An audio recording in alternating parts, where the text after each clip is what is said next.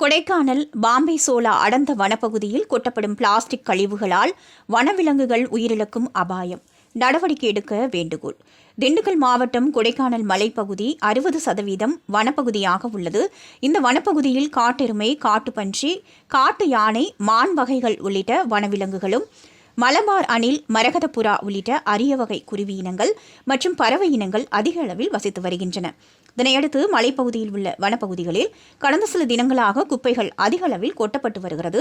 குறிப்பாக கொடைக்கானல் நகர் பகுதியில் அமைந்துள்ள பாம்பே சோலா பகுதியில் அரசால் தடை செய்யப்பட்ட பிளாஸ்டிக் பொருட்கள், குப்பைகள், மது பாட்டில்கள் உள்ளிட்டவற்றை சிலர் வீசிச் செல்வதால் அவற்றை உணவாக உட்கொள்ளும் வனவிலங்குகள் உயிரிழக்கும் அபாயம் ஏற்பட்டுள்ளது. இதனை வனத்துறையினர் கவனம் செலுத்தி வனப்பகுதியில் குப்பைகள் கொட்டாதவாறு சுற்றி வேலிகள் அமைப்பதுடன் சேதமடைந்த வேலிகளை சீரமைக்க வேண்டும் என இயற்கை ஆர்வலர்கள் வேண்டுகோள் விடுத்துள்ளனர். இதுகுறித்து வனத்துறை அதிகாரிகளிடம் கேட்கும்போது, இதுபோன்று வனப்பகுதியில் குப்பைகளை வீசி செல்வதை தவிர்க்க வேண்டும். மீறி குப்பைகளை வனப்பகுதியில் வீசி செல்லும் நபர்கள் மீது கடும் நடவடிக்கை எடுக்கப்படும் என வனத்துறை சார்பில் எச்சரிக்கை விடுக்கப்பட்டுள்ளது குறிப்பிடத்தக்கது. மேலும் வனப்பகுதியில் வீசிச் செல்லப்பட்ட குப்பைகளை வனத்துறையினர் அகற்றும் முயற்சியில் ஈடுபட்டு உள்ளதும் குறிப்பிடத்தக்கது.